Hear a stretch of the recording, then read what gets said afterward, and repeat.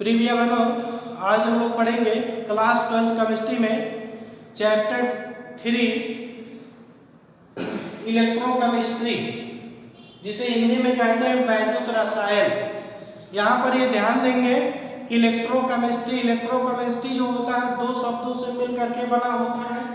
एक यहाँ पर देखेंगे इलेक्ट्रो और एक किससे बना हुआ है, केमिस्ट्री। यहाँ पर एक तो हमारा क्या है, इलेक्ट्रो, और दूसरा वर्ड क्या है, केमिस्ट्री। ये दो वर्डों से मिलकर के बना होता है। यहाँ पर इलेक्ट्रो का मतलब यहाँ पर देखेंगे हो जाएगा इलेक्ट्रिकल एनर्जी,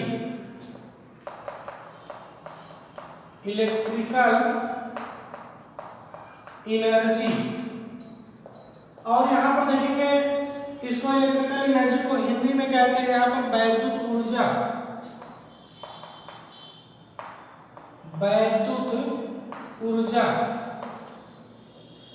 और यहाँ पर देखेंगे केमिस्ट्री का मतलब क्या होता है, रासायनिक ऊर्जा, या इसी को इंग्लिश में कह सकते हैं केमिकल एनर्जी,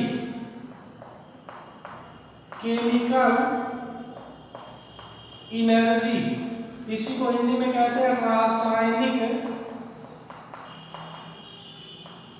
ऊर्जा। यानी कि यहाँ पर देखेंगे, यहाँ पे इलेक्ट्रोकेमिस्ट्री के अंतर्गत किन चीजों का अध्ययन यहाँ पर करेंगे, यानी कि वैद्युत ऊर्जा का रासायनिक ऊर्जा में, रासायनिक ऊर्जा का वैद्युत ऊर्जा में।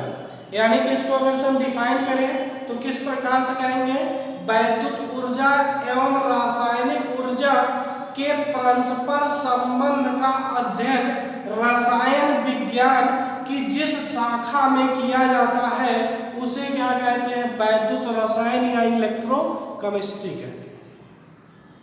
यानी कि यहाँ पर वैद्युत ऊर्जा और यहाँ पे वैद्युत ऊर्जा का रासायनिक ऊर्जा में, रासायनिक ऊर्जा का वैद्युत ऊर्जा में, यानी कि इन दोनों के परस्पर संबंध का अध्ययन रसायन विज्ञान की जिस शाखा के अंतर्गत किया जाता है उसे हम क्या कहते हैं, इलेक्ट्रोकेमिस्ट्री, या उसी को हिंदी में कहते हैं वैद्युत रसायन कहते हैं। तो यहाँ पर वैद्युत रसायन में हम दो चीज का, यहाँ पर वैद्युत रसायन में हम सेल के बारे में अध्ययन करते हैं। तो यहाँ पर देखेंगे, यहाँ पर इसका डिफिनीशन आप सभी नोट कर लेंगे। क्या नोट करेंगे, वैद्युत ऊर्जा एवं रासायनिक ऊर्जा के परस्पर संबंध का अध्ययन रसायन विज्ञान की जिस शाखा में किया जाता है इसे वैद्युत रसायन कहते हैं। अगर से पूछता है वैद्युत रसायन क्या होता है तो हम इस प्रकार से इसका डिफिनीशन देंगे। अब यहाँ पर देखते हैं कि इलेक्ट्रोकेमिस्ट्री के अंतर्गत हम सेल के बारे में अध्ययन करते हैं। तो यहाँ पर देखेंगे इसके अंतर्गत यहाँ पर दो प्रकार के सेल का अध्ययन करेंगे। इसके इलेक्ट्रोकेमिस्ट्री के अंतर्गत हम दो प्रकार के सेल के बारे में अध्ययन करेंगे, जिसमें पहला है वैद्युत रासायनिक सेल, वैद्युत रासायनिक सेल, या इसी को और दूसरे नाम से भी जाना जाता है गैल्वेनी सेल,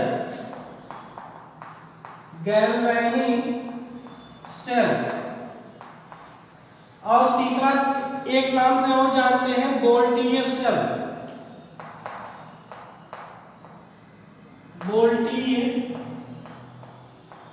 सेल, यहाँ पर देखेंगे वैद्युत रासायनिक सेल या गैल्वेनिक सेल या क्या है, वोल्टेज सेल, एक किसी भी नाम से बुलाया जा सकता है। तो यहाँ पर एक दूसरा क्या होता है, वैद्युत अपघटनी सेल, यानी कि जो दूसरा प्रकार का सेल क्या होगा वहां पर वैद्युत अपघटनी सेल, वैद्युत अपघटनी सेल। यहाँ पर ये देखेंगे वैद्युत रासायनिक सेल या गैल्वेनिक सेल या वोल्टेज सेल होता क्या है। यहाँ पर एक चीज ध्यान देंगे, इसमें कह सकते हैं कि रासायनिक ऊर्जा का वैद्युत ऊर्जा में बदला है, यानी कि यहाँ पर इस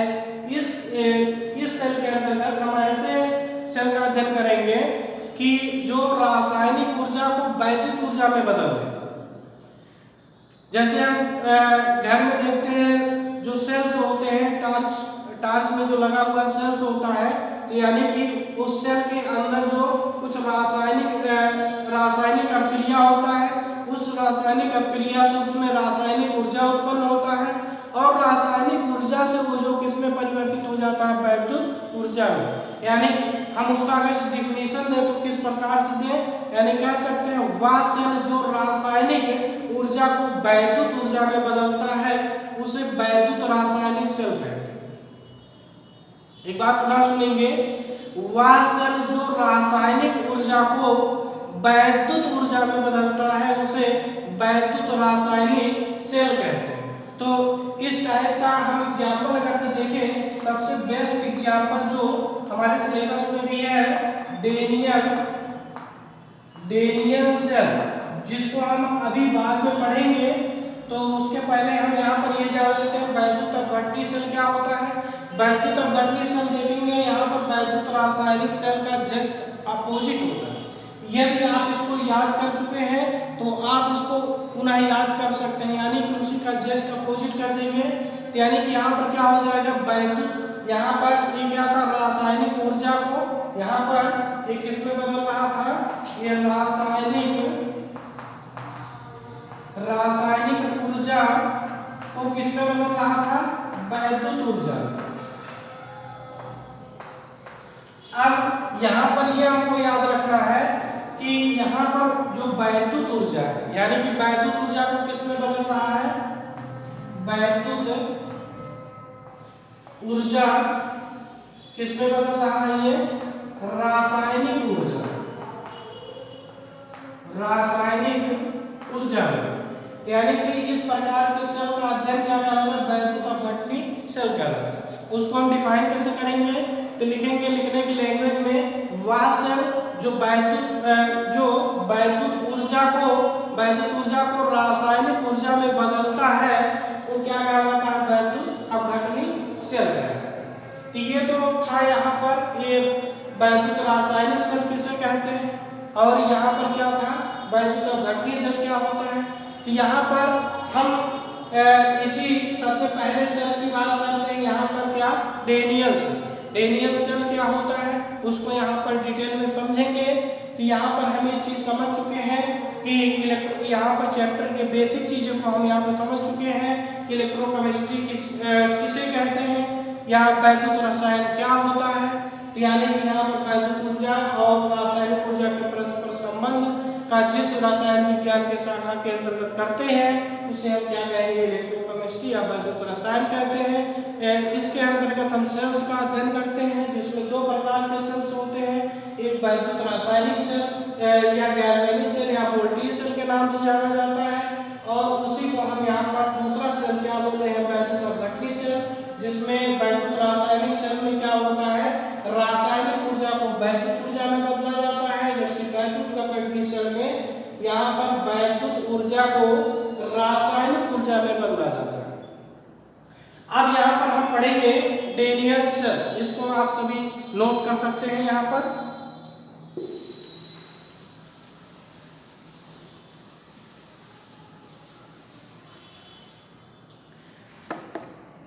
यहाँ पर देखेंगे आगे डेनियल सेल,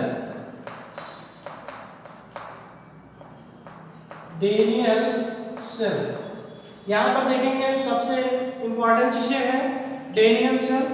तो यहाँ पर डेनियल सेल एक चीज ध्यान देंगे कि कोई भी सेल हो, सभी सेल में कोई ना कोई एक इलेक्ट्रोड होता है। तो यानी कि हम यहाँ पर नोट करते हैं, यानी कोई भी सेल में अगर कहें उसमें क्या पाया जाता है, इलेक्ट्रोड। किसी भी सेल में वहां पर इलेक्ट्रोड पाया जाता है।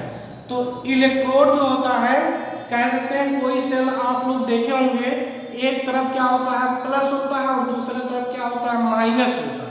कहने वो जो प्लस और माइनस आप देख रहे हैं वही क्या हमारा क्या है, वही हमारा यहाँ पर देखेंगे इलेक्ट्रोड है। तो यहाँ पर कह सकते हैं इलेक्ट्रोड दो प्रकार के होते हैं। एक क्या होता है, एक पहले टाइप में देखेंगे, पहला टाइप का जो होगा यहाँ पर एनोड जिसे इंग्लिश में भी वही चीज कहेंगे एनोड, और इसको क्या बोलेंगे, कैथोड।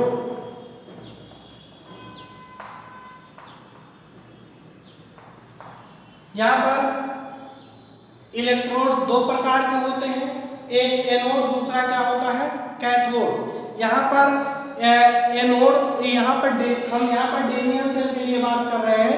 डेनियल सेल में यहाँ पर एनोड और कैथोड को याद करने का तरीका हम यहाँ पर आपको यहाँ एक ट्रिक बता रहे हैं। उस ट्रिक के माध्यम से आप उसको याद रख सकते हैं कि डेनियल सेल में किस तरफ जो यहाँ पर पॉजिटिव होगा, किस तरफ निगेटिव होगा, किस तरफ उसका रिएक्शन कैसा होगा। हम इस ट्रिक से हम यहाँ पे बड़े आसानी से जान सकते हैं कौन। तो यहाँ पर एक कॉन्सेप्ट जानेंगे लोन। यहाँ पर एक कॉन्सेप्ट क्या होता है, लोन, LOAN। यहाँ पर L का मतलब क्या होता है, लेफ्ट, और यहाँ पर O का मतलब यहाँ पर क्या होता है, L का मतलब यहाँ पर लेफ्ट, O का मतलब यहाँ पर क्या होता है, ऑक्सीडेशन। ऑक्सीडेशन जिसे ये इंग्लिश वर्ड है, जिसे हिंदी में कहते हैं ऑक्सीकरण। ऑक्सीकरण। और यहाँ पर देखेंगे ए का मतलब होता है एनोड। यहाँ पर एक चीज ध्यान देंगे, ऑक्सीडेशन, ऑक्सीडेशन क्या होता है, ऑक्सीडेशन यानी कि यहाँ पर देखेंगे जो इलेक्ट्रॉन का, जहाँ पे इलेक्ट्रॉन का क्या होता है, त्याग करना, इलेक्ट्रॉन का त्याग करना, इलेक्ट्रॉन का त्याग करना ही क्या कहलाता है, ऑक्सीकरण या ऑक्सीडेशन कहलाता है। और ए का मतलब यहाँ पर एनोड होता है, एन का मतलब यहाँ पर निगेटिव। अब दूसरी चीज यहाँ पर समझेंगे, दूसरी चीज यहाँ पर इसी का जस्ट अपोजिट क्या हो जाएगा, यहाँ पर ये लेफ्ट है, यही चीज यहाँ पर क्या हो जाएगा, राइट हो जाएगा। और लेफ्ट, इसी लेफ्ट का अपोजिट राइट, RIGST। और यहाँ पर देखेंगे, यहाँ पर ऑक्सीडेशन का अपोजिट क्या होता है, रिडक्शन। इंग्लिश वर्ड है, इसको हिंदी में कहते हैं अपचयन। और देखेंगे यहाँ पर एनोड, यहाँ पर ये क्या हो जाएगा, यहाँ पर देखेंगे रिडक्शन जो होगा, रिडक्शन यहाँ पर इलेक्ट्रॉन का ग्रहण करना, इलेक्ट्रॉन का ग्रहण करना ही क्या कहलाएगा, यहाँ पर रिडक्शन कहलाएगा। और यहाँ पर देखेंगे एनोड का जस्ट अपोजिट क्या हो जाएगा, कैथोड। और देखेंगे यहाँ पर N निगेटिव है, तो यहाँ पर क्या हो जाएगा, पॉजिटिव हो जाएगा।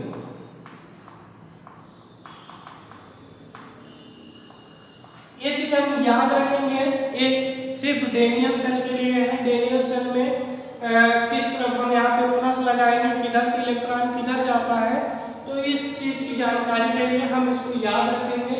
यहाँ पर ये डेनियल सेल के लिए ये ट्रिक है, तो इसको हम याद रखेंगे। तो डेनियल सेल में, तो इसको हम और आगे पढ़ेंगे इसी में।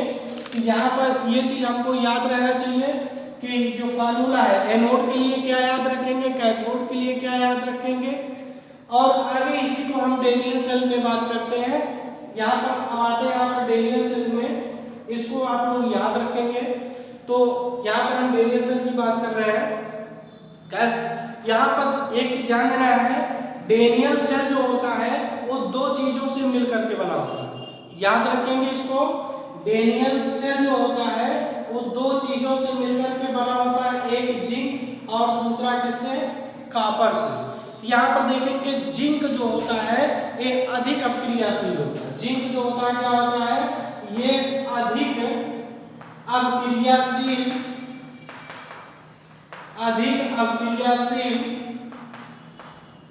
होता है।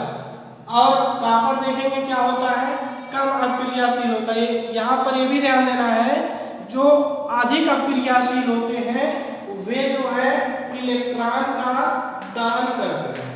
ध्यान देना है, वो इलेक्ट्रॉन का दान करते हैं। यहाँ पर हम ये एक बार पुनः रिवाइज कर रहे हैं।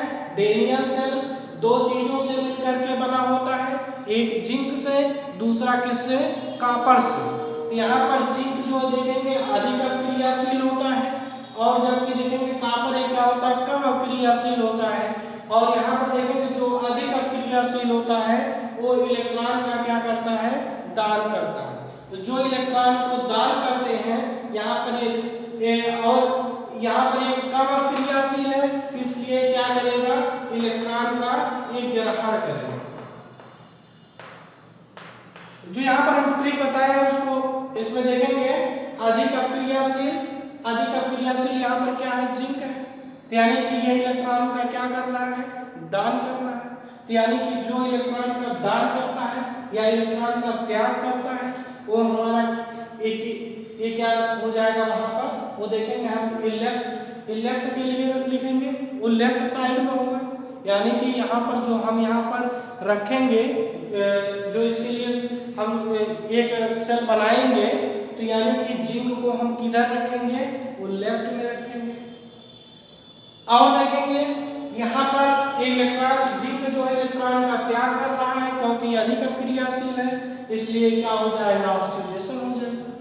और यहाँ पर देखेंगे ये कौन सा प्लेट बनेगा, यहाँ पर देखेंगे इलेक्ट्रोड, यहाँ पर ये एनोड का काम करेगा। और दूसरी चीज देखेंगे एनोड पर वहाँ पर कौन सा चार्ज लगाया जाएगा, नेगेटिव चार्ज होगी। हम अभी बाद में आगे सीखेंगे ऐसा क्यों होता है।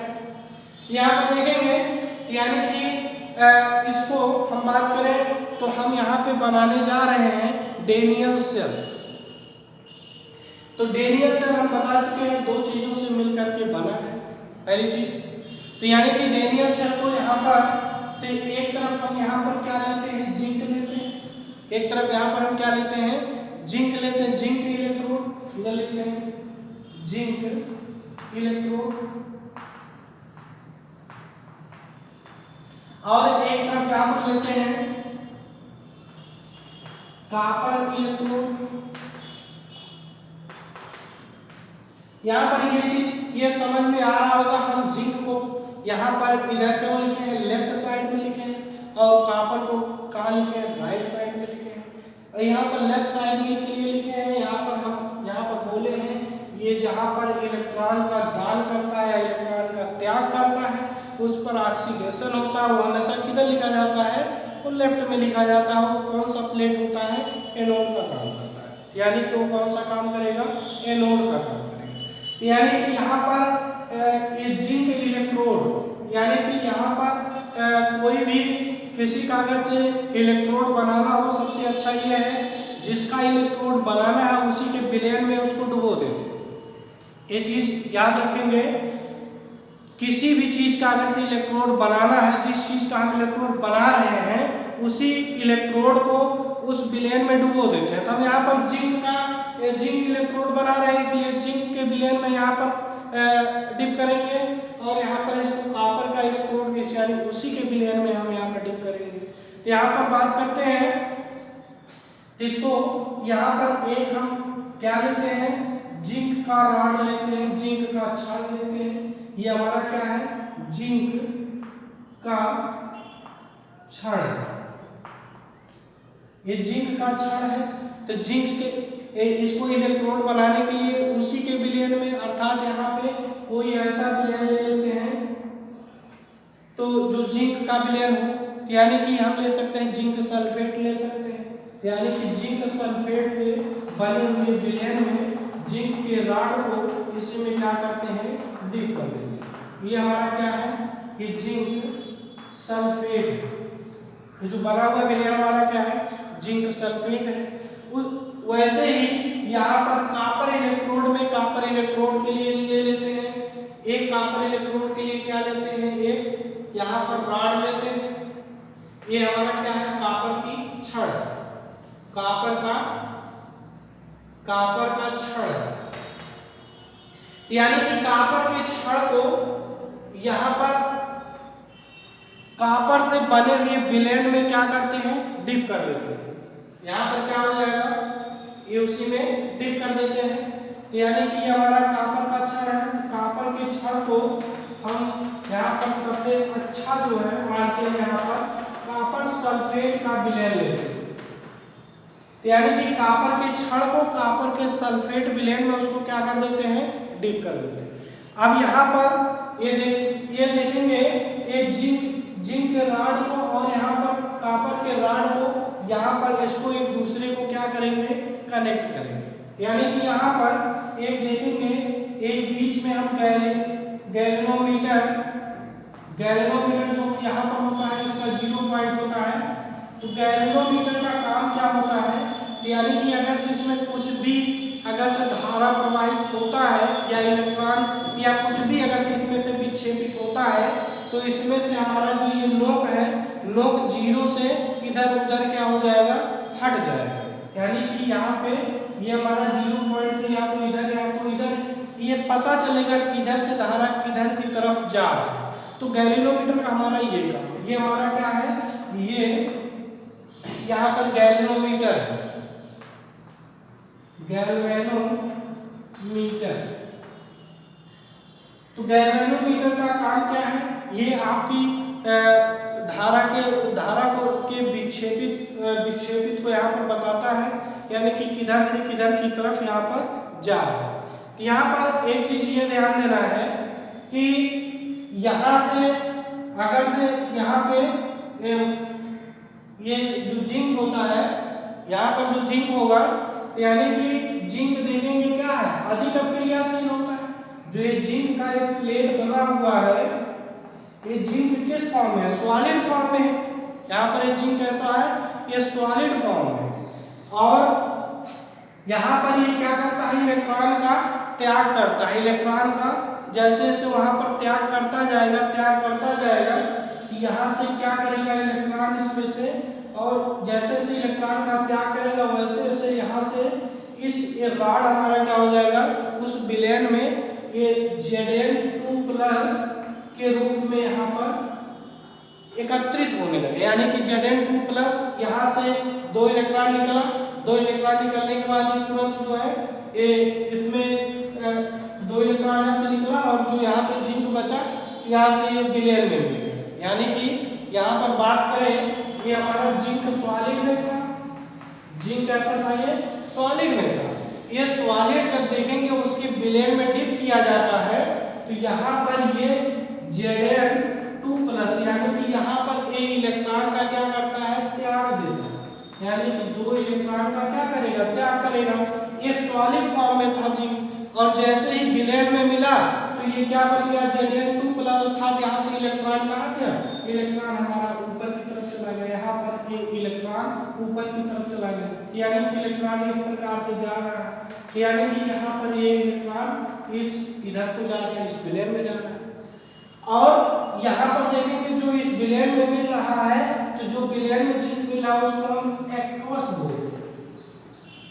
ये सॉलिड फॉर्म में था, और जो विलयन में मिला ये किस फॉर्म में हो गया, ये एक्वस फॉर्म में हो गया। और यहाँ पर देखते हैं कि इलेक्ट्रॉन यहाँ से, यानी कि ये प्लेट से इलेक्ट्रॉन क्या कर रहा है, निकल रहा है। इलेक्ट्रॉन यहाँ पे निकल रहा है, और जो यहाँ पर जिंक यहाँ पर बच रहा है, तो जिंक धीरे धीरे कहाँ जा रहा है, विलयन में जाकर के मिल रहा है। यानी कि जिंक सल्फेट के विलयन में जाकर के यहाँ पर एकत्रित हो रहा है, यानी कि धीरे धीरे वो बढ़ रहा है। तो यानी कि यहाँ पर देखिए जो इलेक्ट्रॉन यहाँ से जा रहा है, तो इलेक्ट्रॉन यहाँ पर इस विलयन में तो पहुंचेगा, यहाँ पे ये क्या काम करेगा, जो इलेक्ट्रॉन है, इलेक्ट्रॉन हमारा क्या करता है, यानी कि यहाँ पे बताए हैं कि ये रिडक्शन करेगा, यानी कि जो कम क्रियाशील होगा, ये कम क्रियाशील है, इलेक्ट्रॉन का क्या करेगा, ग्रहण करेगा। तो इलेक्ट्रॉन का ये ग्रहण कर रहा है, यानी कि यहाँ पर इलेक्ट्रॉन का जो ग्रहण करेगा, यहाँ पर हम उसको रिएक्शन में किस प्रकार से दिखाएंगे, यानी कि यहाँ पर ये Cu2+, यहाँ पर इसको जो ये कॉपर 2+ है, यानी कि ये इलेक्ट्रॉन को 2 इलेक्ट्रॉन को क्या करेगा, ग्रहण करेगा, कि ये किसमें कन्वर्ट हो जाएगा, यहाँ पे कॉपर में। यहाँ पर ये ध्यान देना है, ये यहाँ पर जो रॉड है, ये रॉड जो है धीरे धीरे यहाँ पर इलेक्ट्रॉन निकल रहा है, जबकि Zn2+ जो है विलयन में जा रहा है।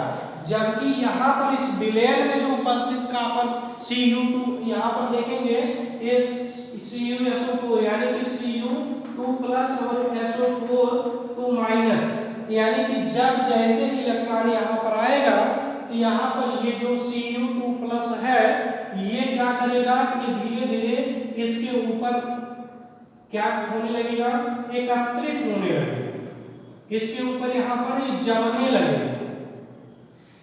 लेकिन यहाँ पर एक चीज ये ध्यान देना है, इसमें धारा तभी प्रवाहित होगा जब इन दोनों का सर्किट यहाँ से मान लेते हैं, यहाँ से इलेक्ट्रॉन गया, यहाँ से इलेक्ट्रॉन पहुंचा, तो इसमें पुनः जंप करके तो आएगा नहीं, इसको यहाँ पर जंप करके तो आएगा नहीं, यहाँ पे इसको हम एक ब्रिज के थ्रू जोड़ देते हैं ताकि इसमें जो है ये धारा का प्रवाह भी हो। तो यानी कि हम यहाँ पर एक ब्रिज से इसको हम इस विलयन को जोड़ देते हैं, जिसको हम इसको क्या एक किससे बना होता है, KCl, K+ और Cl- से बना होता है, और यहाँ पर एक जेल भरा होता है जो एक ऑप्शनल क्वेश्चन में पूछा जाता है कि इसमें किस चीज का जेल होता है, ये अगर जेल, इसका नाम क्या है, अगर जेल, अगर जेल।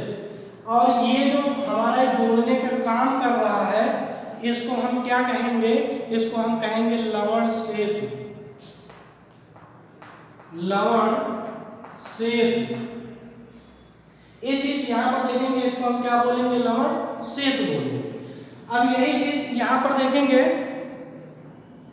तो ये काम क्या करता है यहाँ पर, यानी कि यहाँ पर ये इलेक्ट्रॉन यहाँ से निकला, इसको ध्यान से समझेंगे, यहाँ पर ये इलेक्ट्रॉन यहाँ से निकल रहा है, ये Zn यानी कि जो जिंक हमारा सॉलिड है, ये जिंक हमारा जो सॉलिड है, इस सॉलिड से क्या है, इलेक्ट्रॉन निकल रहा है, इलेक्ट्रॉन निकल रहा है। तो जो यहाँ से हमारा क्या बच रहा है, Zn2+ बच रहा है, तो यानी कि यहाँ पर एक किसमें कन्वर्ट हो रहा है, यानी कि ये जिंक जो है, जिंक रॉड जो Zn2+ में, ये एक्वस में, यानी कि यहाँ से ये धीरे धीरे क्या कर रहा है, टूट रहा है। यानी कि धीरे धीरे यहाँ पर देखेंगे ये धीरे धीरे टूट रहा है इसमें, यानी कि इसमें क्या करेगा, जिंक Zn2+ इसमें मिल रहा है, इलेक्ट्रॉन यहाँ से निकल रहा है, Zn2+ यहाँ पर मिल रहा है, इलेक्ट्रॉन यहाँ से निकल रहा है। यानी कि जैसे जैसे यहाँ पर निकलेगा वैसे वैसे हमारा ये कॉपर क्या करेगा, कॉपर में जो कॉपर का विलयन है अर्थात कॉपर सल्फेट का विलयन है, तो ये Cu2+ क्या करेगा, ये इलेक्ट्रॉन को एक्सेप्ट करेगा, यानी कि जो यहाँ पर ये एक्वस फॉर्म में है, एक्वस का मतलब ये जो जली में है, यानी कि यहाँ जो जली में Cu2+ और SO4 2-, यहाँ पर 2- होगा, यानी 2-, यहाँ पे जो 2+ है, तो ये इस विलयन से निकल करके इस रॉड के ऊपर क्या हो रहा है, किस फॉर्म में हो रहा है, इस सॉलिड फॉर्म में यहाँ पर क्या हो रहा है, इस रॉड के ऊपर एकत्रित हो रहा है, यानी कि इस रॉड के ऊपर क्या हो रहा है, एकत्रित हो रहा है। तो यानी कि इसको हम इस रिएक्शन को अगर से हम इधर आधे पार्ट को हम यहाँ पर दिखा रहे हैं, तो यहाँ पर ये दिखाए हैं, यानी कि इसमें इस रिएक्शन में क्या पता चल रहा है कि जो जिंक रॉड है, ये जिंक रॉड जो देखेंगे, जिंक रॉड इस विलयन में मिल रहा है, यानी कि यहाँ पर ये पहले सॉलिड फॉर्म में था, सॉलिड फॉर्म से जो है एक्वस फॉर्म में चला गया, और जो यहाँ से इलेक्ट्रॉन निकल रहा है, इलेक्ट्रॉन हमारा इस विलयन में, उसको ये जो कॉपर यहाँ विलयन में Cu2+ है, Cu2+ यहाँ पर इलेक्ट्रॉन को एक्सेप्ट करके वो यहाँ पर देखेंगे इस इलेक्ट्रोड के ऊपर क्या हो रहा है, एकत्रित हो रहा है, जबकि यहाँ पर क्या हो रहा है, यहाँ पर देखेंगे धीरे धीरे क्षति हो रही है, यहाँ से धीरे धीरे ये नष्ट हो रही है, यानी कि यहाँ पर ये धीरे धीरे यहाँ पर क्या होता है, ये नष्ट होता है।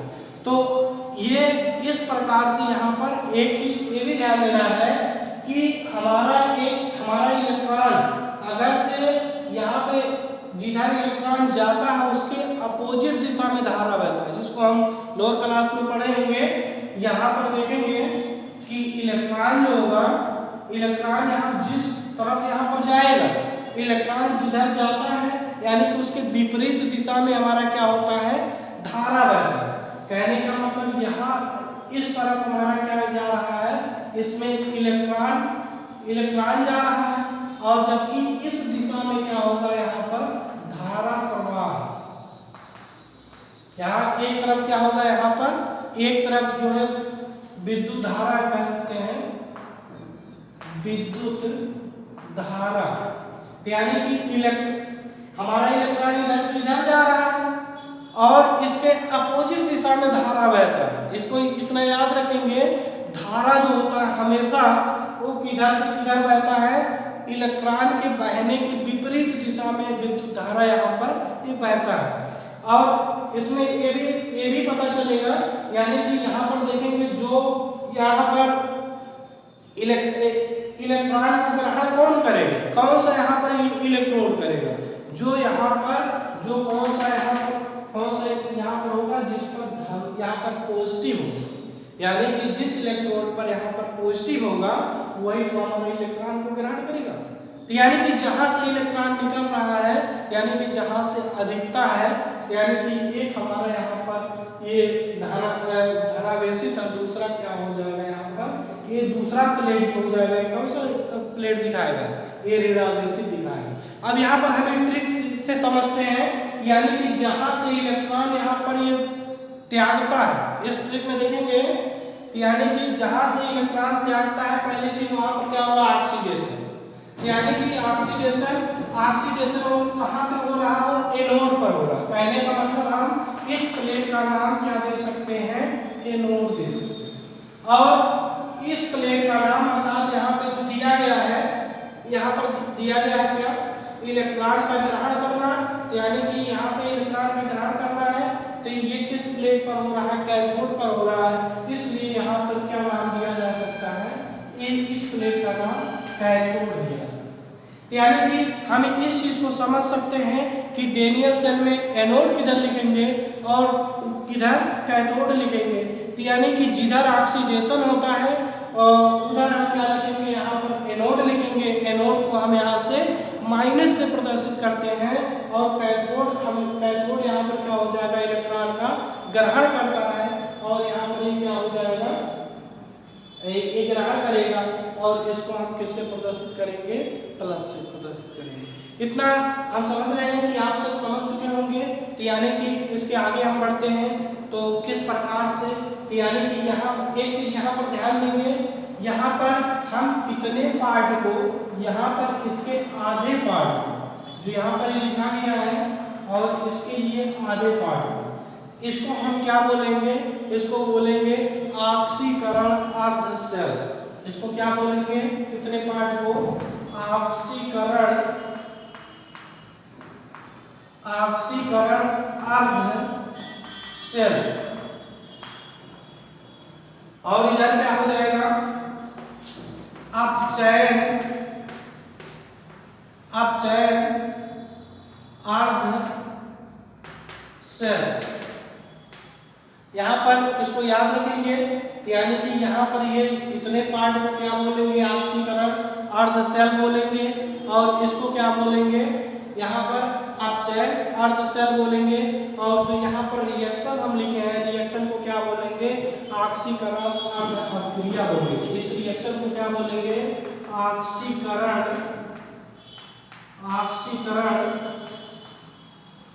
अर्ध अभिक्रिया, और इसको बोलेंगे अपचयन अर्ध अभिक्रिया।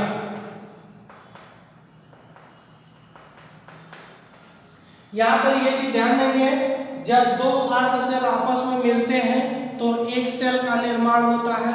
उस सेल को हम किस प्रकार से यहाँ पर उसको निरूपित करेंगे, उसको इक्वेशन में किस प्रकार से दिखाएंगे हैं, यहाँ पर हम आगे नोट कर दे रहे हैं।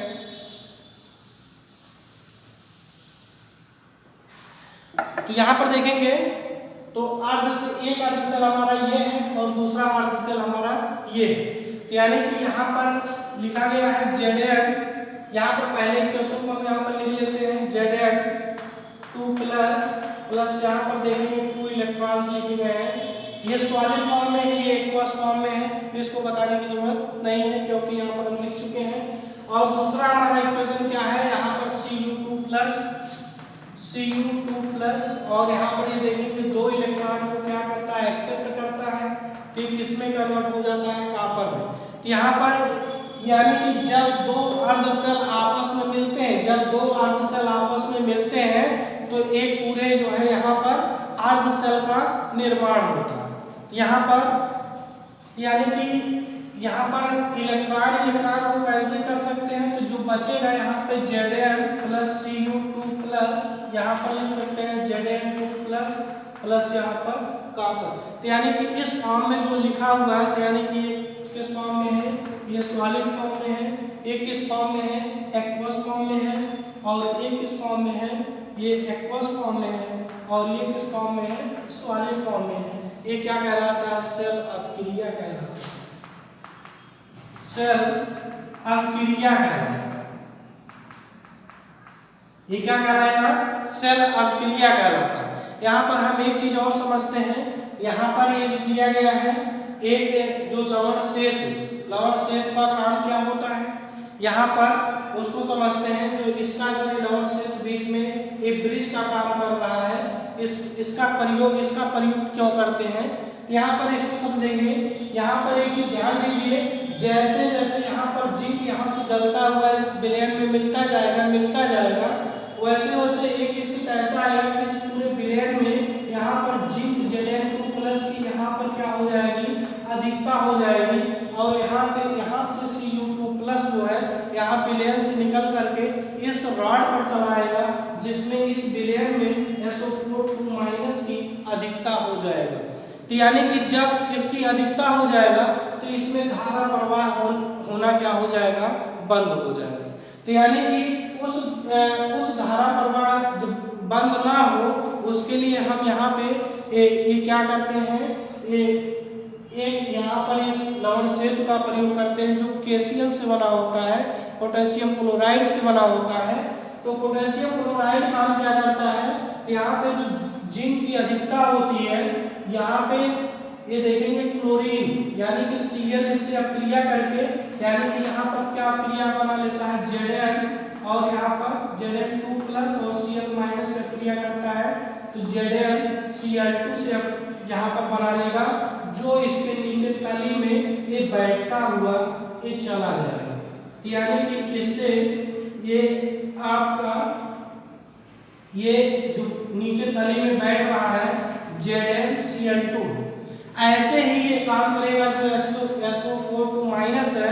इसी प्रकार से हम यहाँ पे जो ये पोटेशियम है, पोटेशियम हमारा ये पोटेशियम सल्फेट जाके बना लेगा, और इसको हम यहाँ पर ये नीचे क्या करेगा, इस तली में बैठता हुआ चला जाएगा, तो इसको एकत्रित हो जाएगा। यानी कि इससे क्या हो जाएगा, उसकी अधिकता नहीं होगी। यानी कि जो हमारा नीचे तली में बैठ रहा है, ये पोटेशियम K2SO4 पोटेशियम सल्फेट बना लेता है। यानी कि इस प्रकार से हम यहाँ पे इसको हम बना सकते हैं। तो यहाँ पर और देखेंगे तो ये इस प्रकार से यहाँ पर इसको हम बड़े आसानी से इसको समझ सकते हैं। तो अब यहाँ पर एक चीज ये समझते हैं, यहाँ पर इसको हम मिटा देते हैं। इस पूरे सेल को अगर से हम सेल निरूपण किस प्रकार से करें, सेल निरूपण किस प्रकार से इसको इक्वेशन में दिखाएंगे, तो एक तरफ हमारा क्या है, एनोड है, और एक तरफ देखेंगे हमारा क्या है, कैथोड है।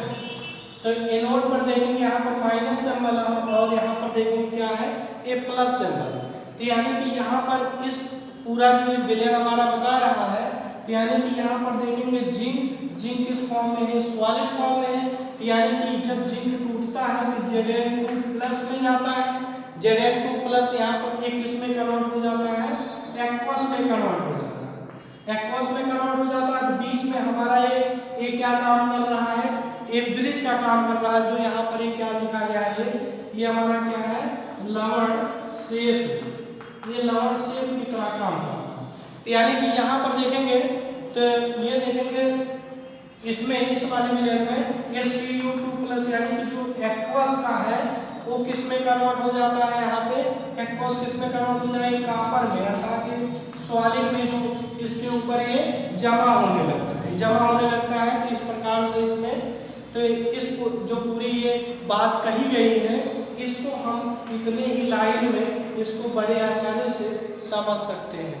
तो एक चीज हम लास्ट में एक चीज यहाँ पे और बताना चाहेंगे कि यहाँ पर जो लवण सेतु है, लवण सेतु का कार्य क्या है, यहाँ पर उसको देखेंगे।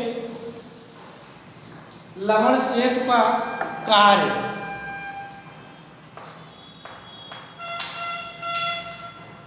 लवण सेतु का कार्य, जो इस विलेन में लवण सेतु का कार्य करे इसका क्या काम है, इसमें पहली चीज देखेंगे लवण सेतु परिपथ को पूर्ण करता है। पहली चीज यहाँ पर देखेंगे लवण सेतु परिपथ को पूर्ण करता है। और दूसरी चीज यहाँ पर देखेंगे, दूसरी चीज हम यहाँ पर देखेंगे लवण सेतु उदासीनता को बनाए रखता है। यानी कि जो यहाँ पर ये Zn2+ जो अभी हम यहाँ पर चर्चा किए थे कि Zn2+ ये जो है इसको Cl के साथ ये अक्रिया करके नीचे तली में एकत्रित होता रहता है, और यहाँ पर SO4 भी यहाँ पर क्या होता है, ये पोटेशियम सल्फेट के साथ एकत्रित होता रहता है। तो इस प्रकार कह सकते हैं लवण सेतु क्या काम करता है, लवण सेतु उदासीनता